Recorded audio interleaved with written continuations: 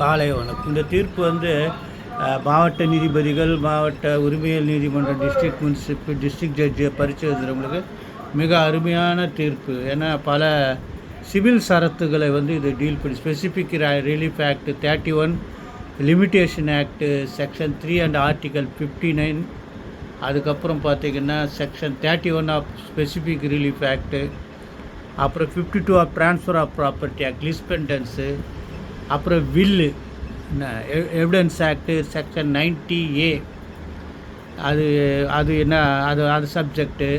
அதுக்கப்புறம் section 41 of the transfer of property sale by the ostensible owners. இதுதான் ரொம்ப முக்கியமான விஷயம். Every paragraph is important for those aspiring lawyers. But நம்மளுக்கு common lawyers நம்மள மாதிரி ஆளுக்கு கான்செப்ட் என்னன்னா, இவங்க அண்ணன் 3 பிள்ளைங்க, அவங்களுக்குள்ள சொத்தில் ஒரு பிள்ளைக்கு கொடுக்கல, அவருக்கு மாத்திரம் அந்த சொத்தை அனுபவிக்கிறது, வாடகை வாங்கிறதுக்கு, ப்ராப்பர்ட்டியை மெயின்டைன் பண்ணுறதுக்கு அனுமதி கொடுக்குறாங்க. அவர் கொஞ்ச நாள் கழிச்சு என்ன பண்ணுறாரு, சொத்தில் அவர் பேரில் மாற்றிக்கிறாரு. மாற்றிட்டு 3வது பார்ட்டிக்கு விற்றுறாரு. விற்ற உடனே இவங்க என்ன பண்ணுறாரு, பிரதர்ஸ்குள்ளே ஒரு சூட்டு போட்டு காம்ப்ரமைஸ் பண்ணி, அது விற்ற பிரதரையும் காம்ப்ரமைஸ் பண்ணி அந்த வாங்கினவன் தலைமையில் மிளகா அரைக்கலான்னு பார்த்தாங்க.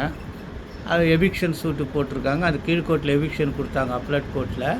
சுப்ரீம் கோர்ட் என்ன சொல்லுது, இது வந்து தப்பு, சூட்டே லிமிட்டேஷன் ஆக்ட் பிரகாரம் பேட் பை லிமிட்டேஷனு, லிஸ்பெண்டன்ஸ் அப்ளிகபிள் ஆகாது, ஏன்னா கொல்யூஷன் சூட்டு.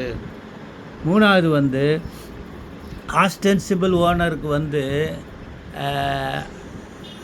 கிட்டேருந்து வாங்கினார். அதாவது இந்த தன்னை உரிமை இல்லாத ஒருத்தர் சகோதரர் உரிமை இருக்கா சொல்லி விற்றாரில்ல, அவர் வந்து அது விற்றது வந்து அவர் ஆவணங்களெல்லாம் பார்க்கும்போது, அதனால் அதை தெரிஞ்சு அவர் உண்மையான ஓனருன்னு நம்பி தான் வாங்கியிருக்காரு. அதனால் அந்த சேல் வந்து வேலிடுன்னு சொல்லி எவிக்ஷன் ஆர்டர் ரத்து பண்ணியிருக்காங்க. இது AR 2025 supreme court 2392, AR 2025 supreme court 2392, Rajiv Gupta and others, Prashant Garg and others. அதெல்லாம் ஃபுல்லாக படிச்சுக்குங்க. காலை வணக்கம்.